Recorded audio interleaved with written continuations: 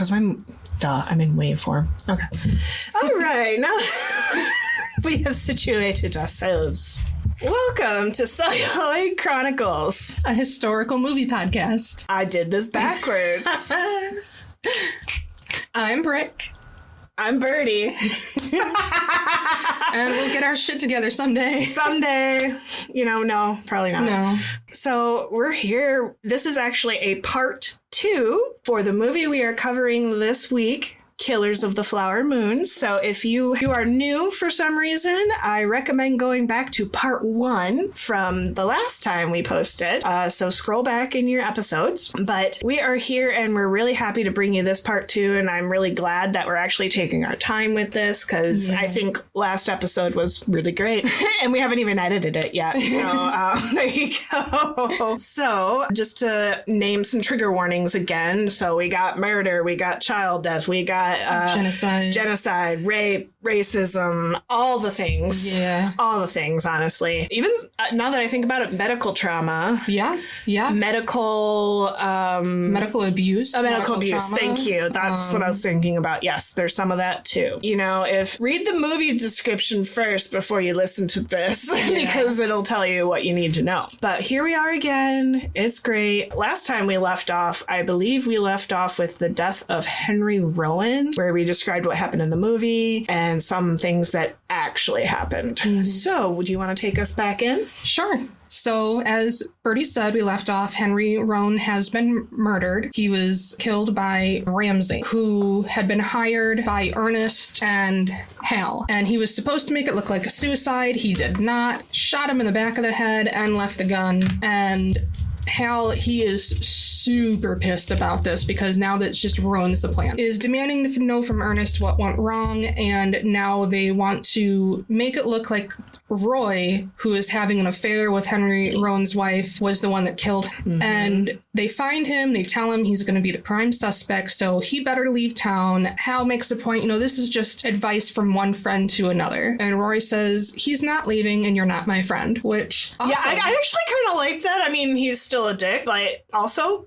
good on you. Yeah, especially in a town where, this dude kind of rules. Yeah. Literally, he calls himself King of the Osage. Molly and Ernest, they have had a third child, a daughter that they have named Anna after her aunt who has passed away. Molly and Rita, they're at Bill and Rita's house, and Rita is suggesting that they all leave, they just pack up and go, but Molly realizes she can't handle a move due to her health. This is not an option for her. And while they're all hanging out, Bill and Ernest, they're kind of getting catty with each other, and this is, I think Birdy said last time, this is the one part where he's actually somewhat intelligent. Yeah. Because he's being very vague. And Bill just asks him straight out if he double talking. Yes. That's what I was saying. Yep. Double talking. And Bill just straight up asks him do you want to kill me? There's another scene that I really don't understand the timing of this. I don't know if it made sense to you, but we see Hal's wife Myrtle call the Schoen brothers and tell them, if you have anything special in your house, get rid of it. And we find out later that means the bullet that they removed from Anna and kept. But I don't know why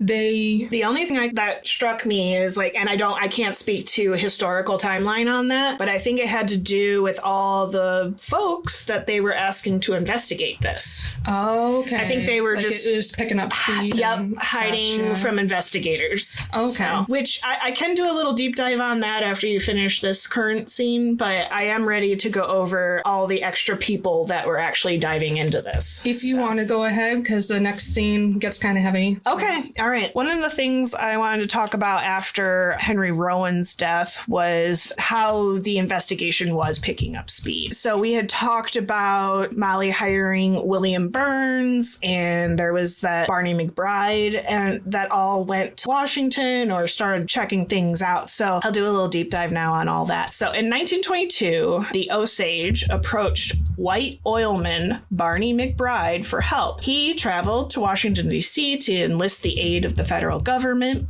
in investigating the murders. And then after playing billiards and exiting from a club that same evening, an assailant did tie a burlap sack around his head and stabbed him over 20 times. And then it was the next morning that his body was found in a Maryland culvert. His murder actually did make the headline of the Washington Times on August 12th, 1922. 1922. Then on June 28th, 1923, according to sources, Hale and Burkhart actually put George Big Heart, who was also investigating. I think they tie him into somebody else in the movie, so they don't name him. But there's this Big Heart family that I didn't have extra time to go look into, but there's all these Big Hearts. Now, was that one of them was Grace, right? Yep, Grace, the half sibling of Molly and the rest of her siblings, was married to a John Big Heart. And then there was also the Big Heart couple. I love their names, Big Heart, by the way, who took in Anna when she got sick. And then there's also this George Big Heart. Hale and Burkhart put him on a train to Oklahoma City to go to the hospital. So George Big Heart was the son of James Big Heart, the last hereditary Osage chief. Okay. So the Big Hearts were part of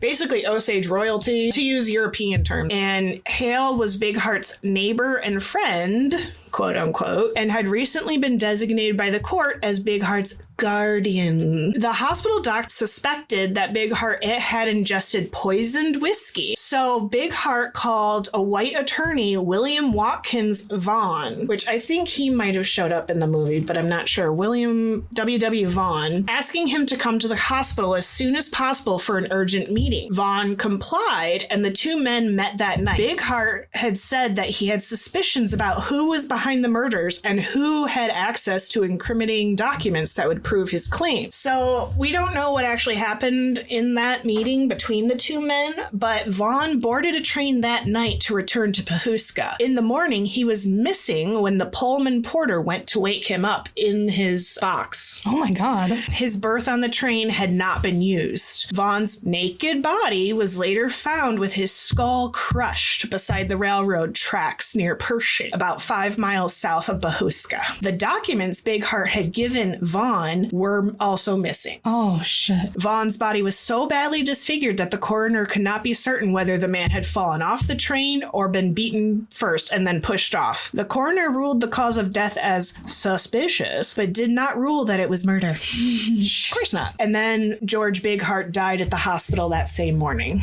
Damn. Yep. Vaughn's wife and 10 children were left behind and were subsequently supported by the Osage, although in some poverty. As time went on, the Osage did lose a lot of their wealth because. So on June 28th, 1923, and then by this point, it was calculated that 24 Osage members had died suspiciously, along with all those people who had tried to help them. So that's a bit on the actual happenings of all the people that were trying to help.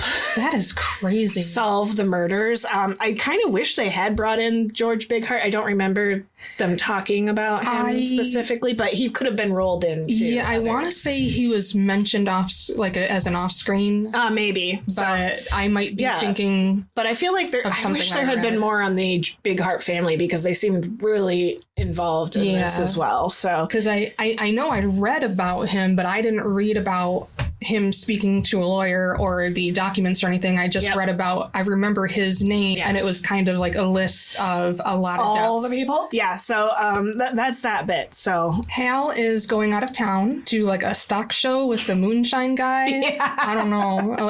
Like, okay. Yeah. But he wants Ernest to go forward with their plans for Bill and Rita. So Ernest has to go get Ramsey to find Kirby, the explosives guy. When he gets home, he's upset because Molly and the kids have been hanging out at Rita's house, and he tells them that they need to stay home. Right. And he phrases it as like, well, I just don't want you being out right now, kind of a thing, even though she's just a few houses down. That night is the explosion, and Rita dies instantly. Yeah.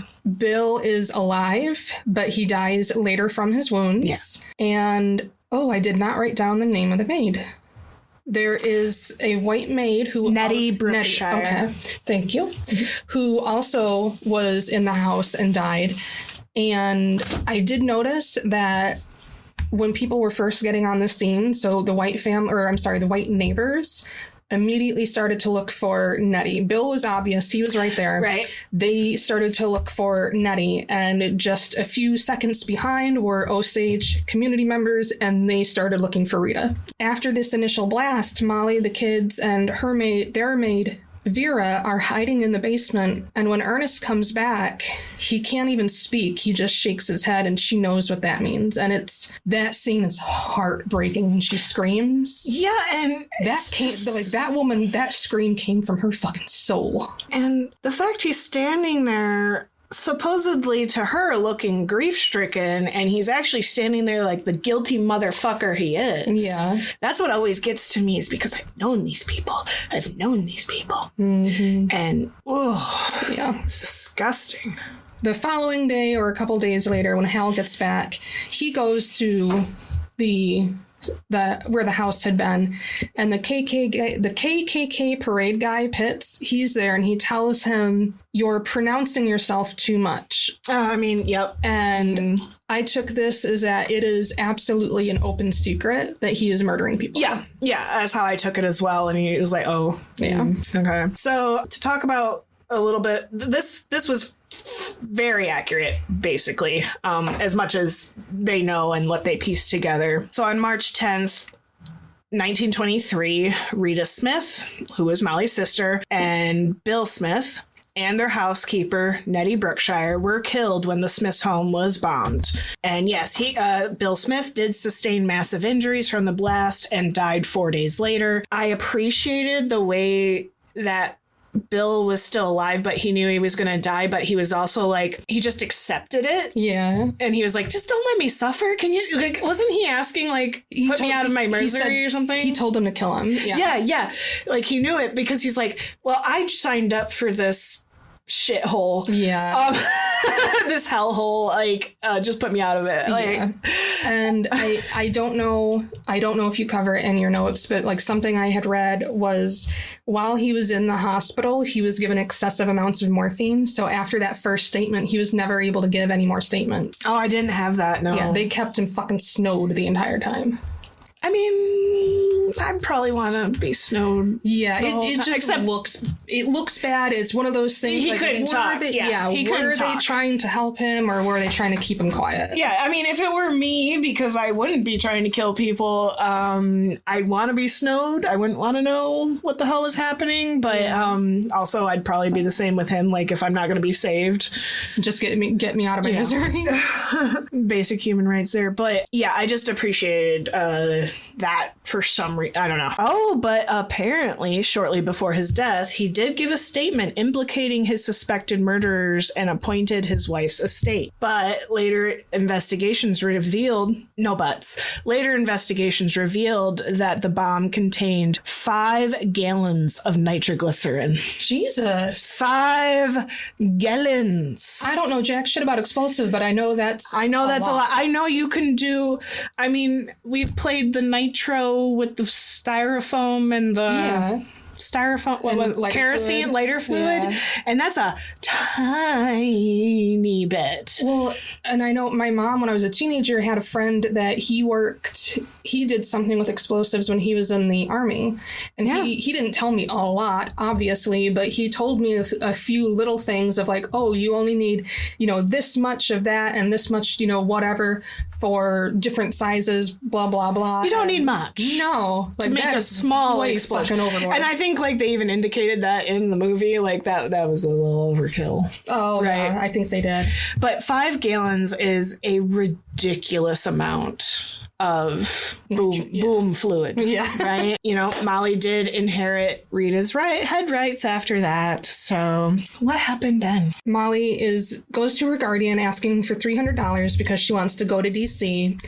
And at first he refuses, and he's saying he's concerned for her health on this trip, but she tells him that she's going to die soon, and this may be the last thing she accomplishes. So she is part of a delegation that goes to DC to speak to the president, who at that time was Calvin Coolidge, asking him to send help. And when she speaks to him. She shakes his hand and she looks him in the face and, says, please. And he just says thank you and walks away. Yeah, I mean, appropriate presidents can't say much till they talk to other people. That's what they're supposed to do. True.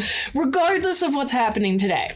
That's true. I just hope he said something more than thank you. I don't have anything else on what he specifically said. I do have that she did travel to D.C., and actually I have a whole bit on what continues to happen with the actual over investigation at this point. But okay. And part of our sources, there's going to be a link to the Osage Nation News, and you can see photos from that conversation. This is incredible. I wish I could dive more into it, but it's not transcribed, so it's a little more difficult. But in our sources, I'm going to super highlight it. It's literally the Osage having gotten the documents from the FBI, and they are scanned for all the public to see this horrendous bullshit. Yes, and even if you don't check out any other sources, check out the Osage Nation News. Just look at those documents. Yes, and it's not even just specifically for that. This is up to today. The things that they are fighting for, their celebrations, their everything that they have been doing. The fight continues. Yes, and they're still getting screwed, which we can cover that later. But. Yeah, I'm gonna, in my outtake episode, I might have mentioned this last time, I'm gonna talk about a lot of the aftermath and what's happening today, so I'll be able to catch people up on that too. So it seems crazy that shit's still going on 100 years later. It seems crazy, but it's not. I spent a lot of time in this world. Sadly, my honors thesis in college, to sound like a goddamn prestigious douchebag, was on Native life, literally walking between two worlds, dealing with the white world and also still trying to continue their traditions and way of life in this current timeline. And if it hadn't been for that, yes, I'd think it was crazy too, but it's, like I said at the very beginning of last episode, I would vote for the Anishinaabe and Ojibwe, who are the rightful heirs of the land I live upon. I would rather pay taxes to them than the state. Yeah. So yes, if I don't know if they'd want my little chunk of house. If I could stay here, cool, but I'd give them money for it. You know, it's things could be a lot different, and if we could acknowledge their sovereignty a lot more, I think it would be better. So tiny tangent there, but yeah, it's still happening today, and it's bullshit. Fuck ICE, who's literally arresting Native American members because they have different skin color. It is so... I'm infuriated. Yeah. Infuriated. Flames on the side of my face. Okay. Yeah. Anyway, I'm gonna leave it at that. But yes, she went to see Calvin Coolidge. So. Yep. And while she is in DC, Hal and the Showen brothers, they meet with Ernest and they give him a second solution that they want him to mix with her insulin, and they never specify what it is. No, they don't. Only that he has to give her the whole vial every time he gives her an insulin dose, and they say it's to slow her down. And he does seem a little reluctant, but let's be honest, he's already in too deep. He goes with it. Yeah. Yeah, they really make it seem like they're leaning again on this he's stupid trope. In reality, I don't think he was that stupid. I think he just really slowly wanted to kill her. Yeah. Even in... We don't know, even in the sources, at least the sources I saw, exactly what the poison was. I don't think it was arsenic because the symptoms doesn't bear out, and me and Brick are very aware of the arsenic things, but gosh, what do you think it was? I'm trying to think of it. I could not... It caused her fever. At least according to the movie. Yeah. It caused her exhaustion. I mean, any poison would do that. Right. What's another slow poison? I mean, unless it's small doses of cyanide. Maybe. Maybe. Very tiny doses of cyanide. I mean, it looked clear. Again, I don't think they actually knew what the poison would have been as well. Obviously, it didn't taste like... No, it was being injected. Yeah. I don't know, but we don't have anything in particular on there. So, yeah, anyway. He starts doing this, so obviously Molly, she starts getting worse. And she even tells her priest that she fears for her life. Yeah. So now she has set up her bed in a downstairs room, I'm thinking because she's too weak to get up the stairs. Yeah. She instructs Ernest that he needs to be the one to collect her medication from the train, not the doctors, and that they're only going to eat food made by Vera. And they end up having to send their youngest daughter, Anna, to live with, as Birdy has told us, live with the big hearts because she has whooping cough and Molly can no longer take care of her. And as we see her declining, it's now that we see Molly for the first time sees the owl. Yeah, that was something. Yeah, and she tells Ernest that she saw her mother, who came to be with her so she wouldn't die alone, and told her to look for the man in the hat. And this is when we are going to meet Tom White. So, Birdy, if you'd like to tell us about Tom White. Sure. Yeah, I didn't clock that. So nice job. I didn't the first time. But yes, he wore a hat. The Bureau of Investigation finally sends someone, Thomas Bruce White Sr., in 1925. And with the help of local law officer James Monroe Pyle, they brought in a few people because Pyle presented his evidence of murder and conspiracy that the department requested. So he did his part. Tom White started to lead this in-town investigation from DC. Because of the numerous leads and the perception that the local police were corrupt, White actually decided he would be the public face of the investigation and most agents would work undercover, which they didn't really make very clear in the movie. Yeah, they kind of was like an open investigation, but there was a few people undercover, but the rest of them were openly investigating. Yeah, maybe it was just the way they shot the movie that I never felt like they were acting undercover, but now that I think about it, like, they tried to get in good with the local folk,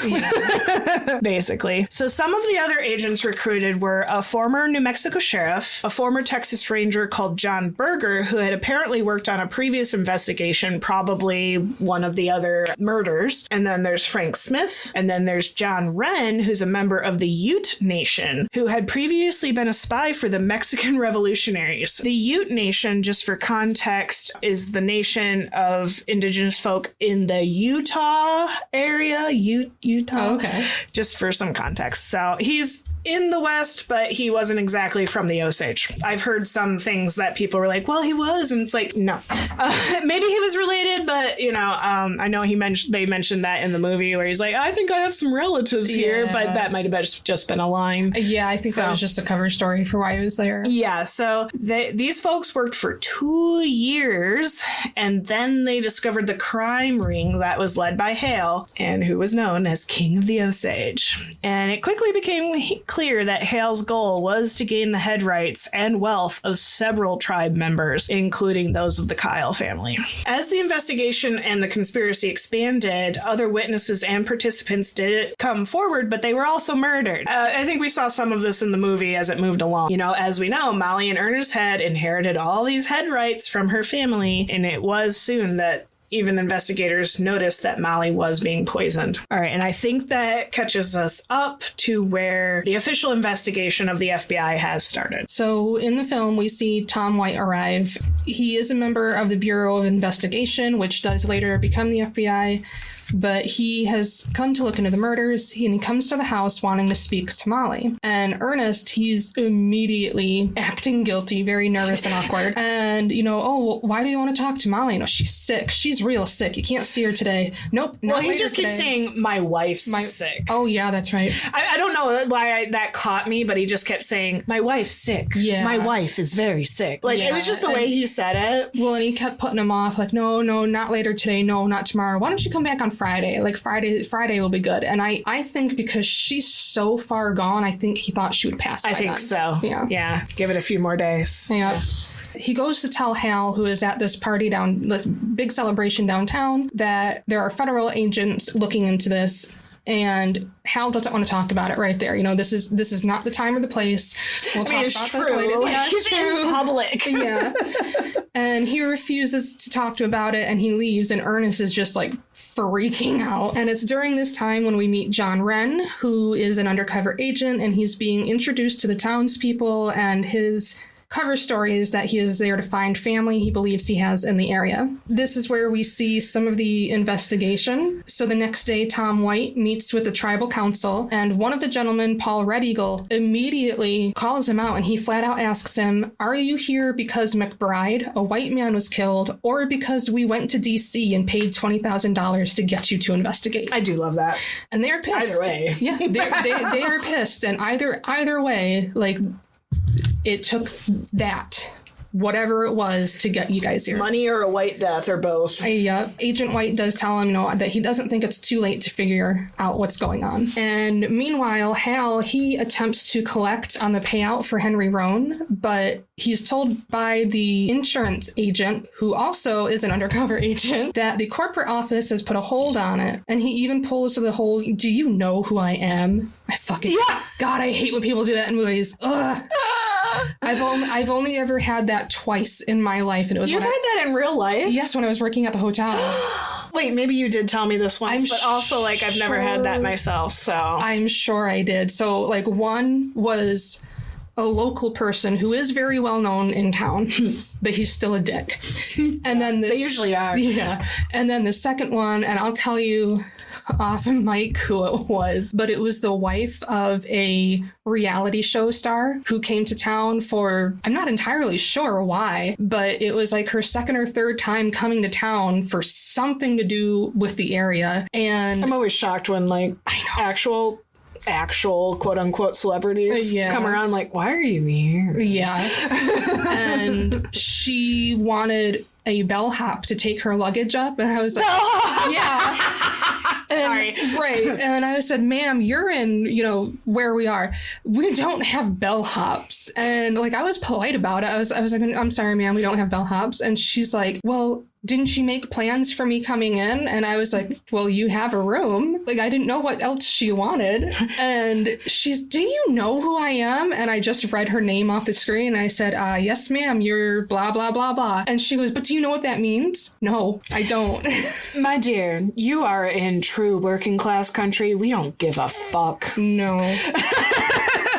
My all-time favorite, though, is still when I pissed off the lead singer from Saliva because I didn't know who he was. I remember. So pissed. I do remember the one time I was driving with an ex, and suddenly people were just, like, honking all around us. We were about to get on 127, and there was, like, apparently this nice car going off to 94, and then we rolled up, like, what the fuck is going on? And, like, suddenly someone screams out their window next to us, "It's Eminem! It's Eminem!" Okay. All right. And I was like, here? Right. Why is he here? Why is he here? So anyway, I won't say any more than that, but I'm sure people already know where the hell we are, or at least their area. Yeah. If it's just the region, it's okay. Good luck. Anyway, we can cut that. But. After being denied the payout, he meets with another insurance agent, also undercover, out at his ranch to appraise the property for a policy. And we also see two bureau agents who are out in the open investigating, meeting with the Schoen brothers to talk about Anna's murder, but they start giving them the runaround. "Oh, you need to talk to the Justice of the Peace." "Well, we did, and the records are missing. They sent us here." "Oh, okay. Well, go talk to the Undertaker. He even kept her skull." "Well, we did, and he sent us here." And the agents, the agents ask, "Did you lose the bullet?" But they claim that they never found it. And the agents even asked why during the autopsy did they dismember her body in the way that they did. And they claim it was in an attempt to find the bullet, which makes no sense because she was obviously shot in the head. Yep. Made no fucking sense. Yeah. So now they tell him, go talk to the tribal council. When Agent White meets with Hal, and this is something I know Birdy will recognize, and anybody who is, very familiar with true crime, he blames the crimes on unknown black men. Yeah.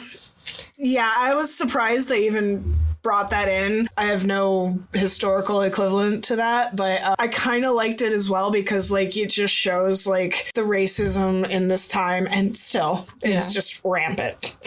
It doesn't matter. If they don't want to blame the indigenous folk for being weak and incompetent, then they're going to blame the blacks for being violent and greedy. Yeah. So, and unfortunately, that is something that, like I said, anyone familiar with true crime, you see that a lot. You do.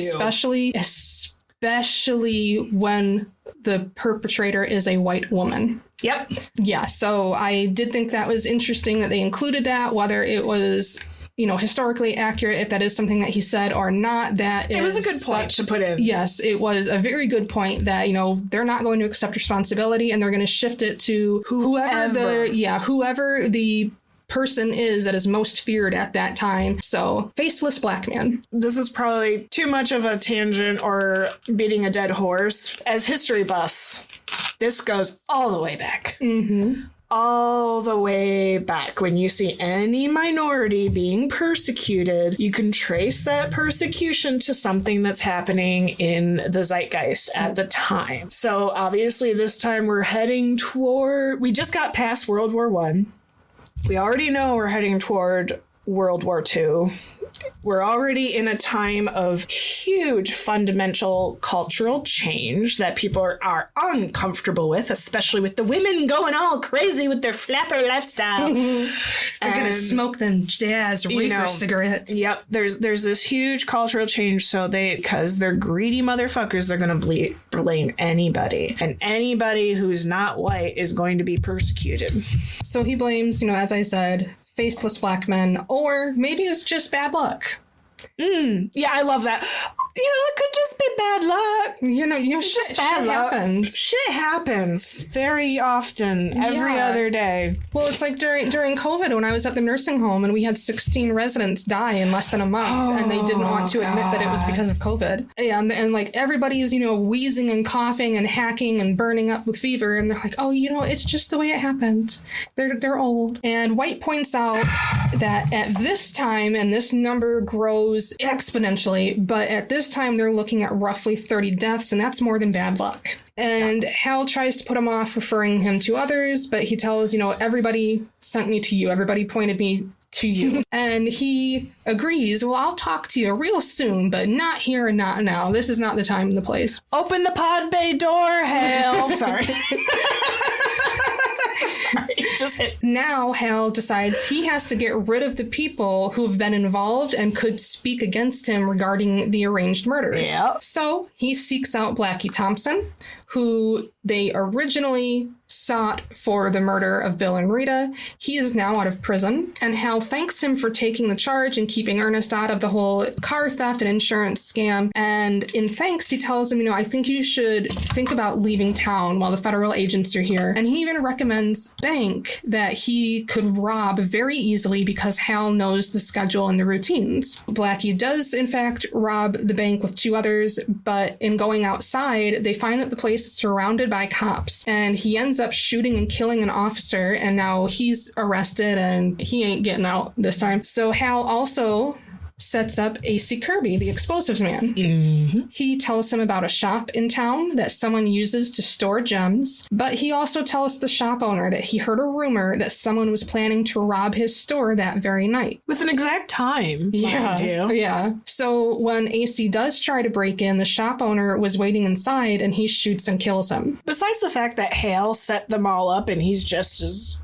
bad, I kind of loved that. They just fell right into the comeuppance. Right. Like just going how'd you right think this was gonna go? Like, you really thought this was a guy to trust? You trusted this asshole who had a specific time and a specific shop? Shot. And then this one was a little confusing. So when they tried to meet with the moonshine guy, when they get out there, his distillery is like completely trashed.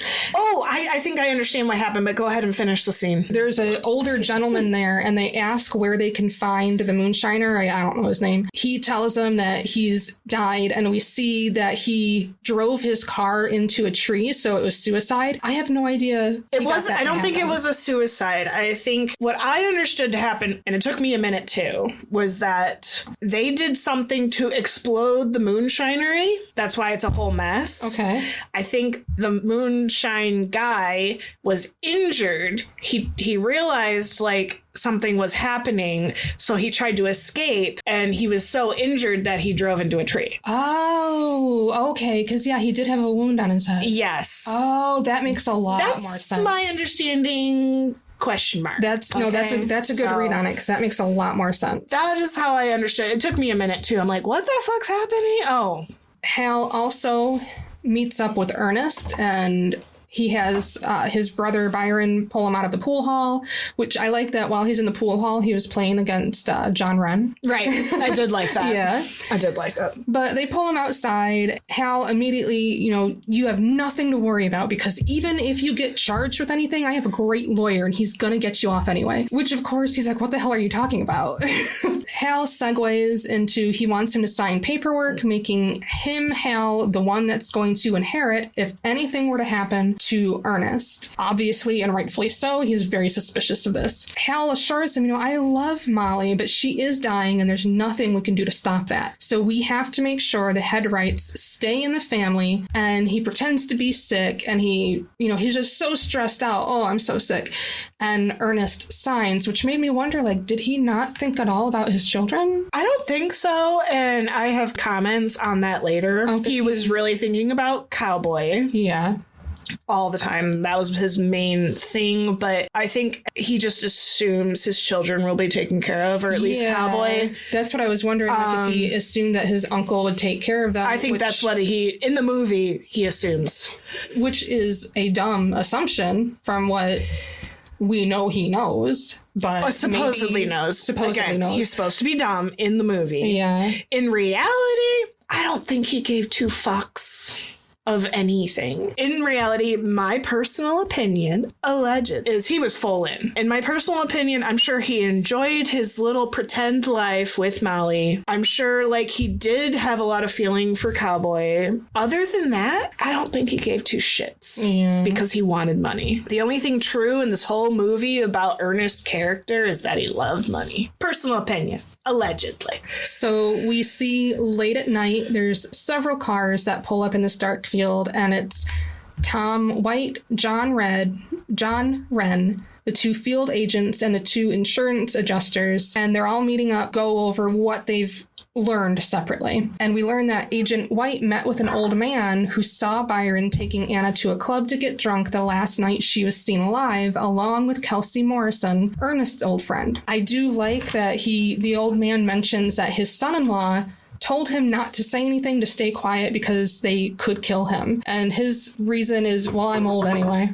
I like that. I often feel like that would be the way I'd be too. It's like, I lived a long life. Yeah, I'm good. Might as well do the right thing. Right. At the mention of Kelsey Morrison, one of the field agents says that he knows Kelsey. He's a dope and whiskey runner. And he tells us the story that he's learned that Kelsey had left his wife, Catherine, who he was with at the beginning of the movie, to marry the widow of an Osage man named Bill Stepson, whose death from corn whiskey was not investigated. Kelsey and Tilly, the widow, married 2 weeks after Bill's death, and 2 months after that, Tilly dies of poison, leaving her 2 children from her first marriage. Yeah, so this will confuse me a little bit. So just to confirm if you got this part, because I didn't see a lot on this. But so she was white, but she was married to an Osage man with half Osage children. Yes. So because she inherited the Osage man's head rights by remarrying, because women lose everything when they marry, he would also get the head right. The white man marrying the white woman who was married to an Osage man would inherit the children would, but that I'm assuming it would be split among him and the children. Yeah, something like that. Okay. But if the children died, which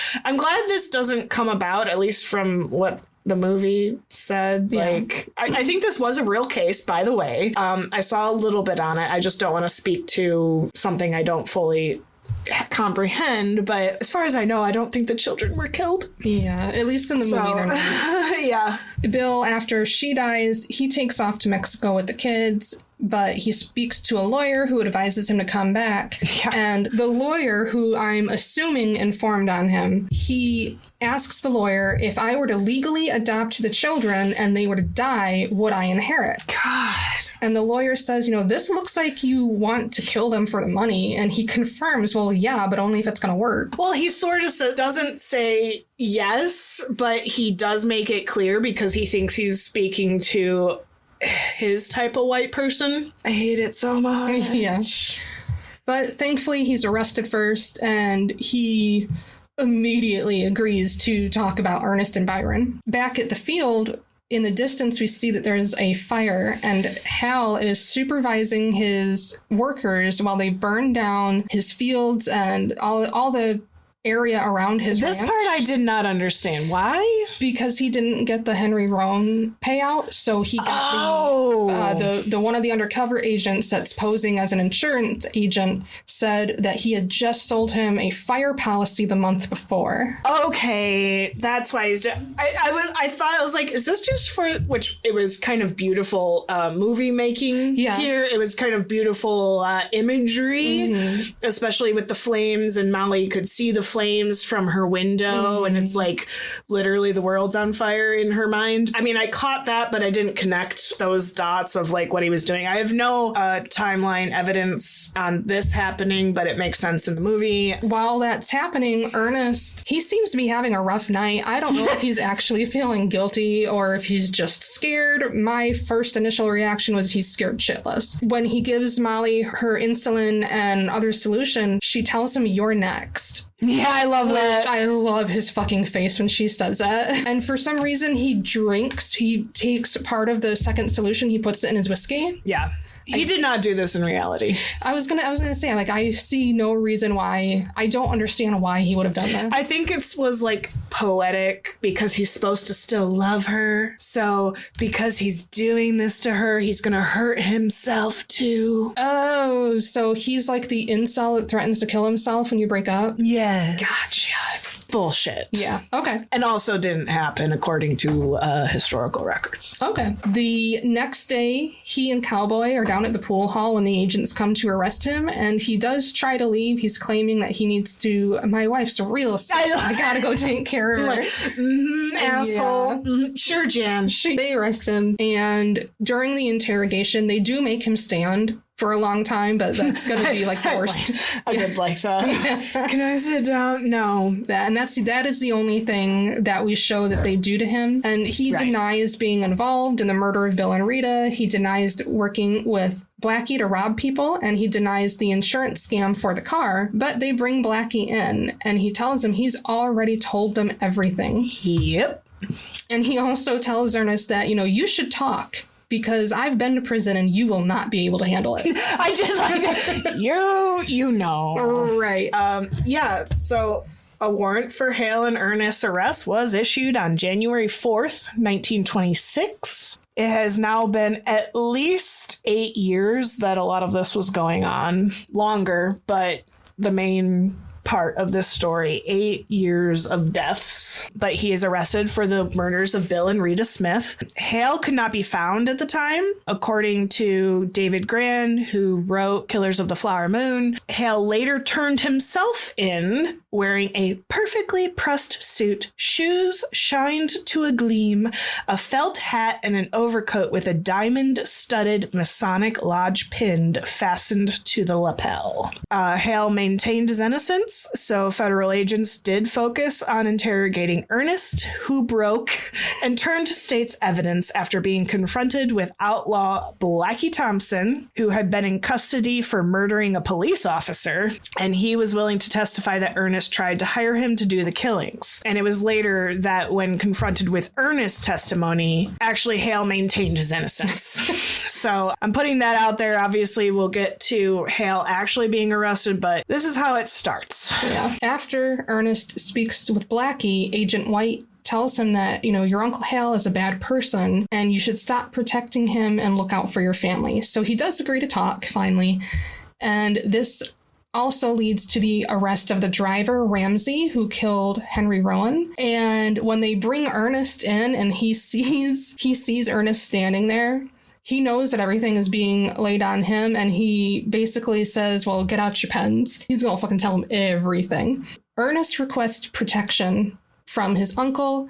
He is eventually snuck out of state to go into hiding for his safety. Molly, thankfully, is rescued when John Wren and other agents get into the house, and they're able to take her to a hospital where she will end up having an armed guard at her door to protect her while she recovers. And only Vera and the children are allowed to see her. And as Birdy just said, Hale does end up turning himself in, even though he proclaims that he is, quote, even more innocent than a newborn baby, unquote. We see prosecuting attorney John Lithgow talking to Blackie Thompson, and we learn that Hal got a letter into Blackie offering to help him escape and pay him if he agreed to kill Ernest once he was free. I love their conversation about the plan because he tells him, you know, what the note said, and he goes, well, how did that work? And he goes, I'm fucking sitting here talking to you, ain't I? Hal, meanwhile, he writes this really self-righteous kind of letter to the editor type thing, and it's, you know, judge not lest ye be judged. And he has it sent to several newspapers, including the Osage News. Mm-hmm. And we do thankfully see that Molly is getting better and she's getting stronger. And when we get to the day of trial, Ernest is ready to testify, but before he can say anything, Hal's attorney, Brendan Fraser, claims that he is Ernest's attorney and has been trying to find him for 2 months and demands to speak with him alone. His name's not actually Brendan Fraser. Yeah, I forget. For those who don't, the one and beautiful and wonderful Brendan Fraser. Yeah. He's an actor. I forget the character's name. Shocked us when he showed up in this movie. Like, I was surprised when John Lithgow popped up. The judge is asking, you know, is this your attorney? He goes, I mean, I don't know him, but I'm willing to talk to him. Because he's fucking dumb. Okay, so and now everything has to be put on hold. The courtroom is fucking freaking out, and everybody, you know, what the hell is going on. And the judge has to call a recess while they figure out what to do. And I do love that Chief Bonacastle, he says, give him to us, I'll be his executioner. Yeah, I do like that. Deservedly so. I love that. Ernest ends up being released from protective custody. He meets Molly, driven by Byron, meets them out on a back road, and Molly, she does not believe that he's done these terrible things that they're saying. So At the moment. So she welcomes him. And Byron tells him that the lawyers want to see him at Hal's that night. And I just have in my notes, he's so fucking stupid. The dumbest. Just to speak to a little bit in the real timeline. Thankfully, Ernest Burkhart's attempt to kill his wife, Molly, failed because a good part of it, as Rick mentioned, Molly, a devout Catholic, had told her priest that she feared she was being poisoned at home. The priest had told her not to touch liquor under any circumstances. And this, I say, like, yeah, we can make it like, oh, that's a freaking indigenous stereotype. But no, in this situation, like, a lot of deaths had happened because of poisoned liquor. But this down bitch priest, question mark, this they exist, had alerted one of the Bureau investigation agents in this situation, which obviously breaks confidence, but thank God. Yeah. Because Burkhart was planning to kill her to inherit the full head rights at this point, which had been fully amassed under him and Molly's inheritance. And at this point was worth $7 million, which in today's money was $172 million. So we suspect at this point that Hale's full plan was to involve the unrealized murders of Molly, then Ernest, mind you, and their children, leaving all that money solely to him, Hale. Hal is still in jail, and when Ernest gets to the house, it's his aunt and cousin, Byron, the lawyers, and a whole bunch of white townsmen who have all been involved in some capacity and have been benefiting from the murders and the conspiracy. This was a weird scene. Yeah. Brendan Fraser, he wants to scare him and guilt him into retracting his testimony, and he just jumps right in, yelling, "If you do this, you will be murdering your uncle." And he tells Ernest, you were forced into this testimony because those agents, they tortured you and beat you. And at first he's no, they didn't. But he goes, yes, they tortured you. They beat you. And he goes, yeah, they tortured me and beat me. God. He agrees to retract his testimony, which this means he no longer has his deal and he's going to be arrested. And when he tells Molly, she asks, what's going to happen? And he explains that, or he tells her he can't explain it because it would be too hard for her and Osage to understand white men's laws. Even she made a face at that. Right. Like, she always makes a face at it. She doesn't say anything, but she's like, sure, Jan. So he is arrested, and then we do see back at the trial, Kelsey Morrison, the one who had planned to kill his stepchildren, he is testifying about Anna's murder. Yeah. And yeah. And just quick note, Molly is in the audience seeing and hearing everything. This scene got me a lot because he's so candid about it. Yeah, and he just kind of matter-of-factly. And I wonder if they used the actual testimony. I don't know. Did you see anything on that? I forgot to look. Okay. I meant to look that up and I forgot, but something about the way he was saying it, I think it seemed like it came straight from the transcripts. Yeah. Maybe it did. And I could see it being done that way because obviously psychopathic and sociopathic men like this have said things such matter-of-factly. It seemed real. Yeah. But anyway, I'll let you tell the scene, but I just wanted to be like, it was just so point blank. Yeah.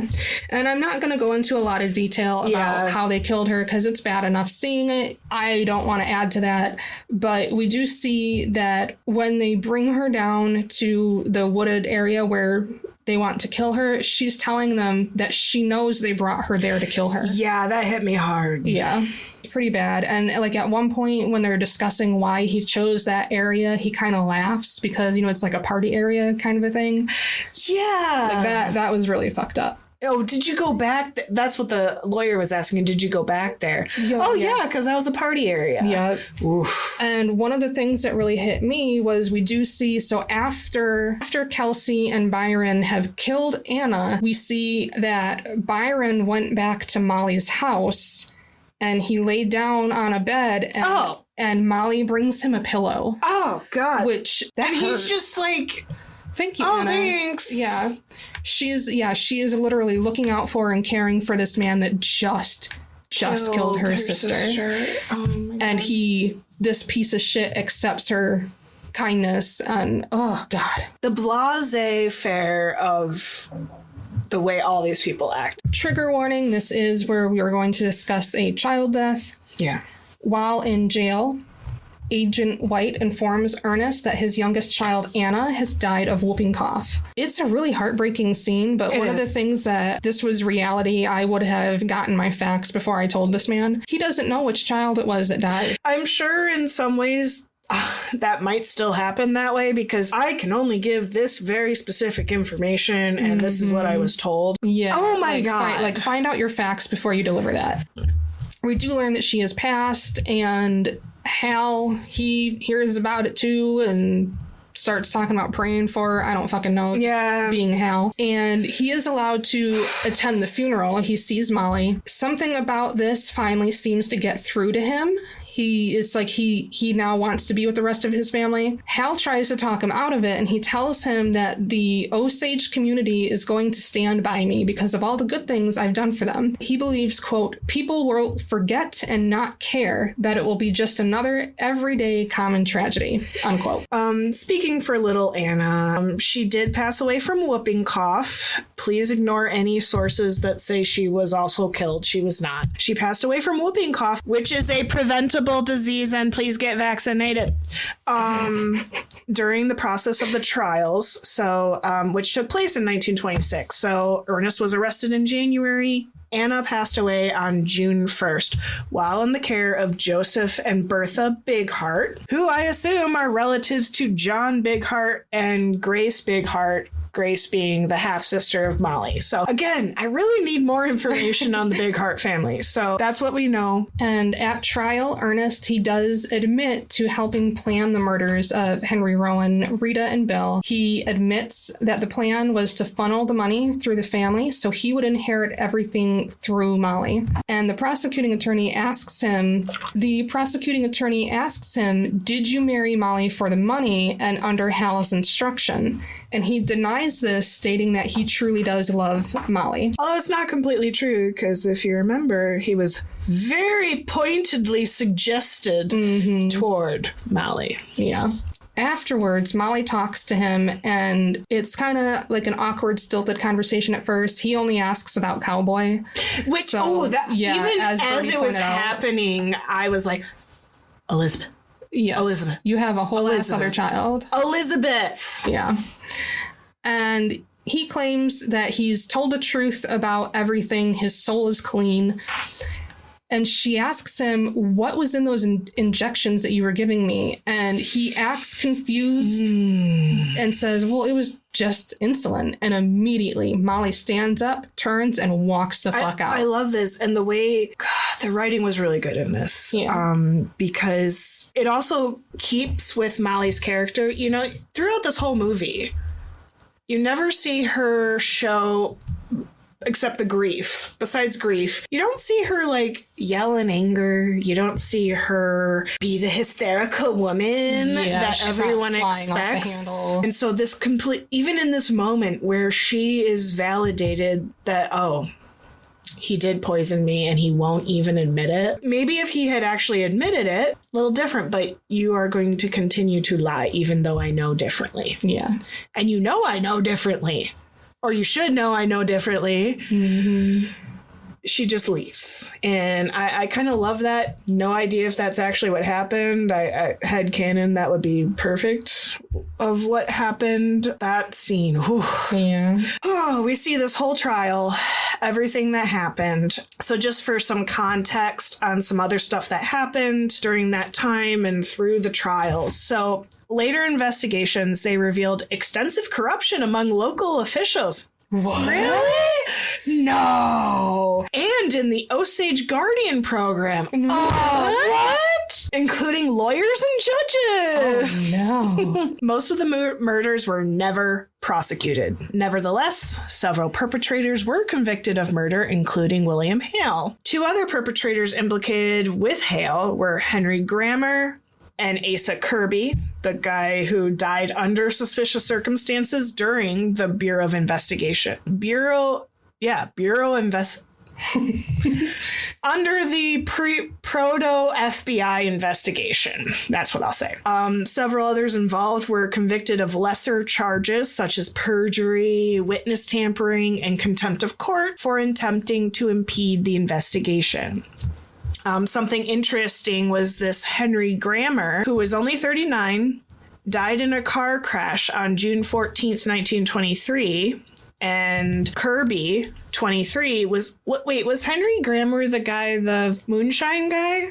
Maybe. I'm not sure. Kirby, the bomb guy, was killed while robbing a store on June 23rd, 1923. The shopkeeper had been tipped off in advance and was waiting for Kirby. So that actually probably happened. It was later discovered that the man who had tipped off the shopkeeper about the upcoming robbery was Hale. And after his parole, Hale's relatives said he once remarked, if that damn Ernest had kept his mouth shut, we'd be rich today. Jeez. Which you'll see in the epilogue, basically, that Birdy's going to tell. So Hale, his nephews, and one of his ranch hands were charged with the murder of Molly Kyle's entire family. Hale was charged with the murder of Henry Rowan, who was killed on the Osage Reservation, so it made it a federal crime. Hale and his associates were convicted in state and federal trials between 1926 and 1929, which had changes of venue, hung juries, appeals, and overturned verdicts. But ultimately in 1926, Ernest did plead guilty to being part of the conspiracy. As I mentioned, several others were prosecuted for trying to impede the investigation. In 1927, a lawyer working in the interest of Hale, William Sheff, was convicted of furnishing whiskey for a witness in an attempt to get her to change her testimony. Sheff was sentenced to 1 year and 1 day in prison for federal liquor violations. Remember, this is prohibition, guys. Despite all the liquor going around. Yeah.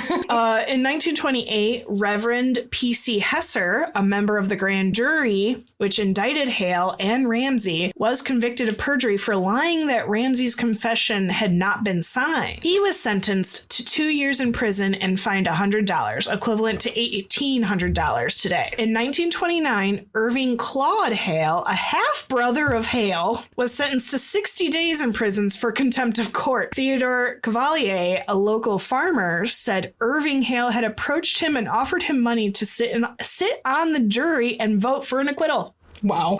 His whole family was fucked. So also during all this, various residents of Pawhuska petitioned Oklahoma Governor Jack C. Walton to conduct a full investigation into the deaths of George Big Heart and his attorney, William Vaughn. As I talked about this a little earlier in the episode. Walton assigned Herman Fox Davis to the investigation. Shortly after the assignment, Davis was convicted of bribery. Great. Although Walton later pardoned Davis, the investigation of Big Heart and Vaughn was never completed.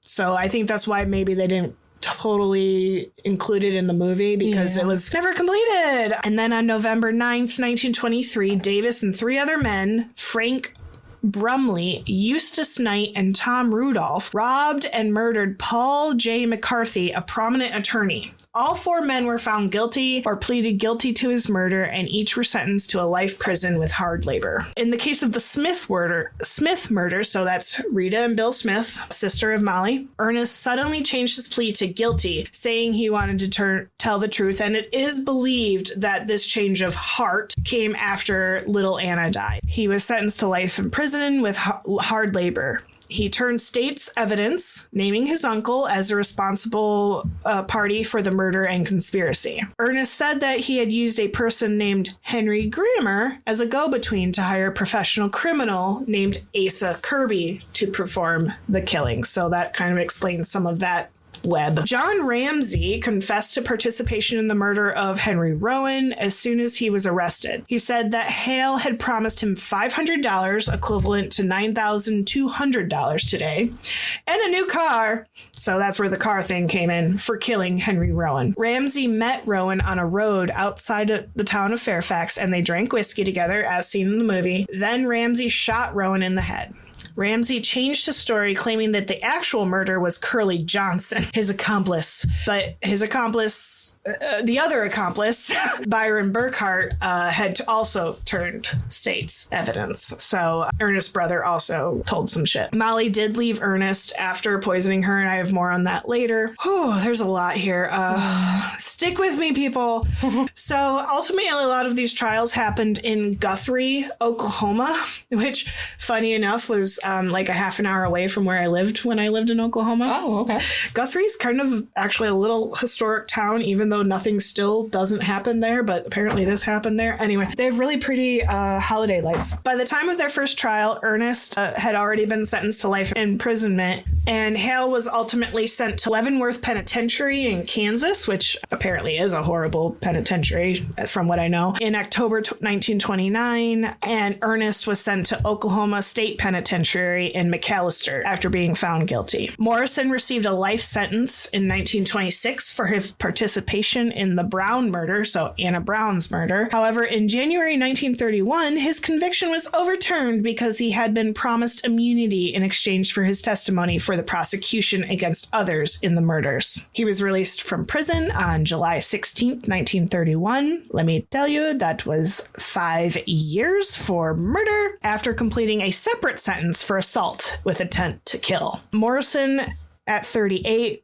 was thankfully killed in a police shootout on May 25th, 1937, so only a few years later. For now, I'm going to bring it back to Brick to take us out. I have plenty to talk about afterward. So this is quite some time later, and we see it is the recording of a live audience radio production, and they are dramatizing the murders, and they've performed a full show about this. This radio show, by the way, is called True Crime Stories, which apparently was endorsed by J. Edgar Hoover. I don't think that was actually the name of the show. Okay, I was gonna say, like, I never heard about it. Yeah, but apparently there being a radio show endorsed by Hoover was true.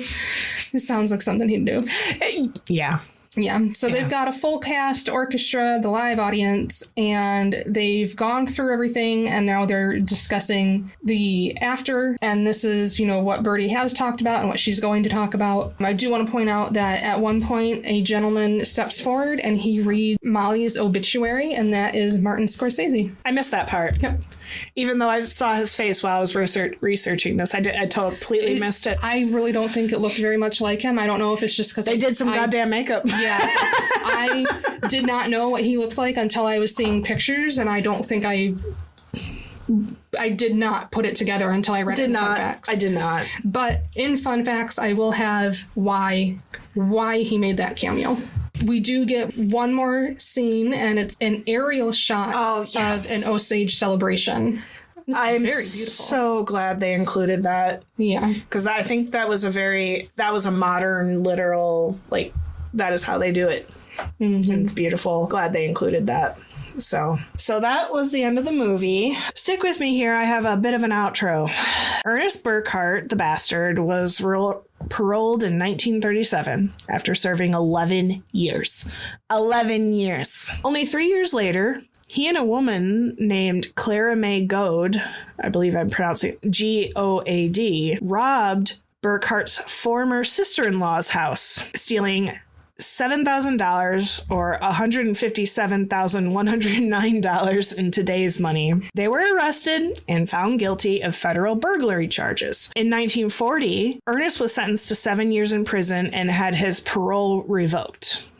Thanks. He was paroled once more in 1959, so almost 20 years later. So he got longer sentence for burglary than he did for murder. And he was later pardoned by Oklahoman Governor Henry Bellman in 1966 for the Osage Murders. He was pardoned for them after a 3-2 ruling in the Oklahoma Pardon and Parole Board. Oh, I can't say I've ever known a decent Oklahoma governor, just saying. I'm gonna put that out there. And U.S. District Judge Franklin Elmore Kennemer granted Ernest's request not to be sent to the USP Leavenworth, where Hale and Ramsey were serving their life sentences. So he specifically asked, and was granted, not to be in the same jail as his uncle and other people involved in the murders. Yeah, I guess the one smart thing he did. As I was reading this, I was really curious about the former sister-in-law thing, because I was like, wait, who? What? Where? And I went in a couple different directions, and it took me to a couple sources to even find that name, which ended up being an ex-wife of his brother Byron. Okay. Yeah, not Molly, because I was like, wait, what? I thought he killed all her sisters, but stay tuned for that. But she was also an Osage. However, in that same thing, I also noted that Byron was actually married to another Osage woman, Rose Scott, during the time of the murders, which they don't even bring into the movies. He was married at that time. They made it like he was single because they held the whole scene with Anna and all that. Yeah, no, he was married. And she possibly gave birth to a stillborn daughter in 1926, the same year of the final arrests and trial. So when I first saw this former sister-in-law, as I said, I was confused thinking of Molly's siblings, which led me to discover that Molly and her sisters had a half-sister named Grace Big Heart, who was the daughter of her father from a marriage before Lizzie. And she had married into this Big Heart family, which I really need to just look into and figure out because, wow. She actually passed away at age 60 in 1928. And I note here the Big Heart name was mentioned several times in the movie, so I think the Kyles and the Big Hearts were pretty related. So after completing his federal sentence at the United States Penitentiary in Atlanta, Burkhart was returned to the Oklahoma State Penitentiary to resume his life sentence. So Ernest was paroled again in October 1959, and during his parole hearing, he downplayed his own involvement in the murders, referring to himself as an unwitting tool of his uncle, which they kind of played off in the movie, I think. And I quote, "All I did was deliver a message. Other than that, I'm as innocent as you. I delivered a message from my uncle to John Ramsey, and that's all I did." And I quote. And then, as I mentioned, in 1966, he applied for a pardon, citing his cooperation with the investigation, which he did. Tom White had credited his confession as vital for the convictions of Hale and Ramsey, which, true. Okay, true. I don't know. I have my own opinions on turning state's evidence and what people should receive for that and all that. I don't know. It's a whole ass thing. But that's all I got on Burkhart at the moment. So moving back to Molly. So we see her leave. She gave up on that ass, and I'm so glad she did. She moved away to Pawhuska after the bombing of her sister's house. So I'm not even sure how long she actually stayed in town during the trials and stuff. It's a little fuzzy. According to most of the sources, it was after the bombing that she left, and that's when she made a full recovery. So I'm not sure if she was saved by the agents or she moved away after the bombing because she was fucking freaked out, and by chance she recovered from the poisoning because she wasn't with Ernest at that time. So I'm not sure. She might have saved herself, which I kind of like too. Again, I don't know if she was leaving him behind or starting to suspect him. There could be several theories here. In 1926, Molly divorced him. So that was at the beginning of the trials, mind you. Okay. And their children inherited Molly's estate from that point. So what we know about Molly at this point is that she married another man, an Osage man, I believe, John Cobb, in 1928. In 1931, Molly successfully sued to end her guardianship and gain control of her own goddamn money. I love that. Unfortunately, she died on June 16th, 1937, probably due to complications from her diabetes, which was very common back then, and is buried at the Gray Horse Indian Village Cemetery in Osage County. And that's really all we know about her, unfortunately, but I am glad that she at least got to spend at least a decade in her own autonomy. And then this jackass, after his release from prison, Ernest moved back to Osage County to live with his brother Byron. And then he later moved to Cleveland, Oklahoma, living in a quote-unquote mice-infested trailer. He thankfully more or less lived destitute in his mobile home until his death at a despicable age of 94 in 1986. His brother Byron, that dear asshole, died at 86 in 1985, so before him. Ernest's death poetically came on what would have been Molly Kyle's 100th birthday. Nice. Yeah, at least according to sources. I do love that. Now, his will stated that he wanted to be cremated and his ashes spread around the Osage Hills. And thankfully, and this is my favorite part of the whole story, his son James, his beloved cowboy, chucked his ashes over a bridge. Really? Yes. Yes. Oh, that is fantastic. Which, mwah. Oh, way to go, cowboy. Thank you, cowboy. Most others involved in this fiasco were paroled and released, but thankfully ended up being killed more or less due to other crimes within a decade. They don't deserve more time than that. Obviously, the Osage people believe justice wasn't ultimately served, and I agree, since all the main players didn't serve out their life sentences as prescribed. And outside of this movie, I believe them when they say this crime was mostly forgotten outside the Osage community. Even though I personally lived in Oklahoma for nearly a decade, I did not hear about this until Killers of the Flower Moon until this movie started coming out. In fact, I heard more about the Tulsa Race Massacre than this, which deserves its own moment, but I feel this might be on equal footing. It just happened in a different way. So I'm really glad this movie did come out, despite its flaws.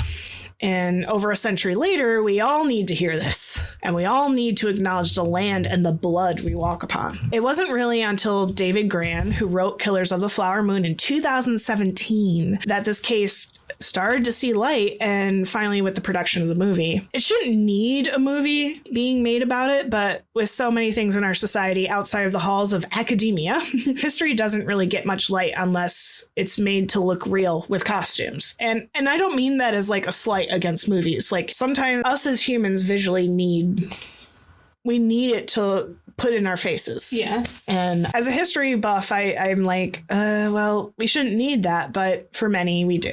Obviously, there are still many unanswered questions, including several of the murders that may or may not be connected to William Hale or other people. It's actually unknown how many people were killed in relation to the Osage murders, some totaling at over 60 people, some totaling it in the hundreds. In the early 1990s, journalist Dennis McAuliffe of the Washington Post investigated the suspicious death of his grandmother, Sybil Beekman Bolton, who was an Osage with headrights that died in 1925 at the age of 21.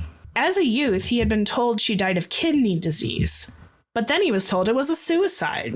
So his doubts arose from a variety of all this conflicting evidence. In his investigation, McAuliffe found that the Bureau of Investigation believed that the murders of several Osage women had been committed or ordered by their husbands. And that's how he found that when Bolton was a minor, the court had appointed her white stepfather, attorney Arthur A.T. Woodward, as her guardian. Woodward, who died in 1950, also served as the federally appointed tribal counsel, and he had guardianship of 4 other Osage charges, each of whom died by 1923. So take that as you will. So McAuliffe learned that his grandmother's murder had been covered up by a false death certificate. He came to believe that Woodward was responsible for her death. His book about the investigation, called Bloodland, A Family Story of Oil, Greed, and Murder in the Osage Reservation, which came out in 1994, presents an account of the corruption and murders during this period. So if you want an Osage perspective on these murders, check that out. So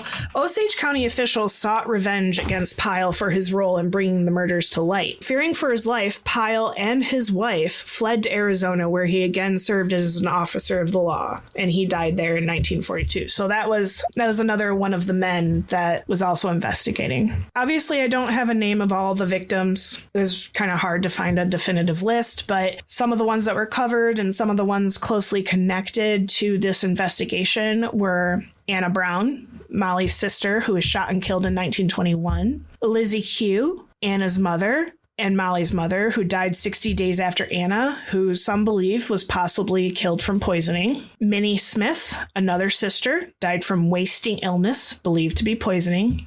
Rita Smith, sister of Molly, killed in the 1923 bombing. Bill Smith, Rita's husband, died from injuries from the same bombing. Henry Rowan, who was a cousin, found shot in his car in 1923. Charles Whitehorn, also a cousin, shot and killed. Anna Sanford, who died mysteriously after marrying Tom McCoy. George Bigheart, poisoned and died after seeking legal counsel. William Vaughn, a lawyer for George Bigheart, killed the day after consulting with him, and Nettie Brookshire, a housekeeper killed in the bombing that killed Rita and Bill Smith. On a final note, I had this vision while reviewing this movie, thinking about it and going about my daily life. There are so many movies, TV shows, commercials even, that show people, children, just running through fields, standing by rivers, lakes, and streams, gazing into the waters, fishing, throwing stones, living lush lives on beautiful land. Before, I never really thought about it, but it came to me after watching this movie how absolutely breathtakingly heart-wrenching and sickening it must be to see such scenes, to see white people, descendants of the evil hordes who came across the land, who stole and ravaged and killed and destroyed and sickened your people and the world, enjoying the places and sights of your people in such glorious obliviousness. And if that weren't enough, to never see yourself or your children doing the same. It's always a white child playing by the river, running through the field of flowers, enjoying nature's bounty. And even if it's not a white child, more often than not, you can bet a lot of money it's not an indigenous individual. And now I too feel that pain, but never as an indigenous person would feel it. And so, yeah, I may not want to give up my house and my world for the tribe that would claim this land, but you bet I would pay for it. I would give reparations. I would make space. I would make time, whatever might be asked of me to help bring a balm, some medicine to the people I owe my existence on this land to. Yeah, I would. No one is illegal on stolen land. When thinking about Molly Kyle, about the other women and men murdered, and today's continuing crisis on missing and murdered Indigenous women, I find some bitter solace in the fact that their spirits still walk with us. They still walk their land and dance amongst their people, because that which is remembered lives. Have we told you all the truths? Perhaps we should be quiet for a while. Okay, after we took a minute, I have no fun facts, so please tell us your fun facts. Immediately after reading the book by David Grann, Martin Scorsese knew that he wanted to make this into a movie. He met with and discussed the project with members of the Osage Nation, specifically with Chief Standing Bear and a lawyer named Wilson Pipestone. The members they met with heavily contributed to the final product, being consulted for authenticity on many levels. The original script was from the point of view of Agent Tom White until DiCaprio read it, having accepted the role of White, but when he suggested the story come from the point of view of individuals involved, they did a complete rewrite of the script. Wilson Pipestone, he wanted to make sure that Scorsese understood that being Native American and being Osage is a lived experience, and he would share different aspects of what it was like to grow up in this culture. Specifically, and we see in the movie that this was shared, he shared a story that, quote, "When I was young, my grandmother would be in the house and all of a sudden a storm would come up and I'd be running around and she'd say, 'Nope, sit down, sit down. Let the storm flow over us, the power of the storm. It's a gift from God, a gift from Wakanta. Don't move, just absorb the storm.' That's the way we live." And we saw that he did incorporate this into the beginning of the relationship with Molly and Ernest, and how she was sharing that with somebody outside of her culture. I do love that. There has been some confusion over what some scenes having and not having subtitles when Osage is spoken. And Scorsese did this on purpose because he wanted people to, quote, "see the movie, not read the movie." And he felt that the scenes without subtitles were done in a way that the audience can tell what is being said from the context, which is true. That's fair. This was the last movie of Larry Sellers, an Osage Nation American who was an actor and stuntman. He played the Osage elder in the start of the film, mourning the white assimilation of the tribe. It was also the last film score of musician and composer Robbie Robertson, a Native American of Cayuga and Mohawk descent, who grew up visiting his mother's family on the Six Nations Reserve, where he learned music from his family. And he was also lead guitarist for Bob Dylan. Beautiful. Right? And he had 6 of his own albums. The speech given by Paul Red Eagle at the Tribal Council meeting, that entire thing was improvised. And it made some of the other actors cry. Damn! Right? Lily Gladstone, Beautiful woman, was considering a career change when she was cast for the role of Molly. This was during the height of COVID, and she was in a dry spell for acting opportunities. Yeah. So she was actually considering to register for a data analytics course, and she was actually entering her credit card number when she got the email notification for a Zoom meeting with Scorsese. Wow. And DiCaprio later said that this was the only time he knew of that Scorsese had a meeting, whether in person or through Zoom, that he met somebody and just knew they were the right person for a role. Damn. Gladstone lost 30 pounds in 2 weeks for the scenes of Molly being bedridden and slowly dying. And in the scene where they're first speaking in the car, Gladstone suggested the line when she says something in Osage and DiCaprio says that it must mean handsome devil. She suggested that line. So DiCaprio saying it and her reaction were genuine reactions. Wow. As I said, for the scene of the live radio broadcast, Scorsese makes a cameo reading the obituary of Molly Kyle, and he said this is because he wanted to, one, be certain that he got the right shift in tone mid-scene, but also that was his way of acknowledging that he was using the Osage Murders for entertainment. Mm-hmm. And finally, after the film's release, Indigenous actor Devery Jacobs made a statement that she felt this film did not portray the Indigenous characters with honor or dignity and further dehumanized them by depicting their deaths on screen. She stated, by showing more murdered Native women on screen, it normalizes the violence committed against us and further dehumanizes our people. I can see both ways. Yeah. I mean, it's me as a white lady saying that, but I can see both ways. And I just felt it was important to include. Yeah, absolutely. I mean, we need to see both perspectives. And I do feel like if they had not been so, I don't know, detailed or so... But that was also the point of being detailed, was to say the horror of what was happening. Right. Which and like you said, it's that two sides of, unfortunately, and this goes so much more for anybody... For any white people, it is hard when we're just reading about something or listening to a podcast or watching a movie. It's really easy for some people to disconnect from that. So for the people that do that are able to disconnect, you need something that's just going to slap them right in the face. Yeah. So I see that side, but I'm also okay with, I may not be good with body horror, but I'm also a bit better with horror dramatic scenes or the not fluffy stuff, right? So I think it also depends on what you relate to. Also, what your trauma is. And I don't think this movie is for everybody. I think it is for Indigenous people, and I think it's also for white people to see what we did to Indigenous people. So I don't even know if this is necessarily for Indigenous people. They know their history. They know the shit they went through. At least I would think so. And I can't speak for them. But if anything, this is to slap white people in the face and say, look at the shit that your ancestors have done. And that's the way I'm taking it. But again, everyone's going to have a different perspective on this type of movie. There's not going to be a perfect coming across of this. And like I said last episode, Scorsese isn't even like, I can't even agree with everything he said. Right. So there's a lot of interviews that I saw, interviews or articles where people that are part of the Osage Nation, said that they believe he could have done better. I have some of that too. Yeah, but it could have been more from Molly's point of view. Yeah. They appreciate what he did, but they also acknowledge that he could have done more. Yeah, and maybe, I think what he did do was open a door.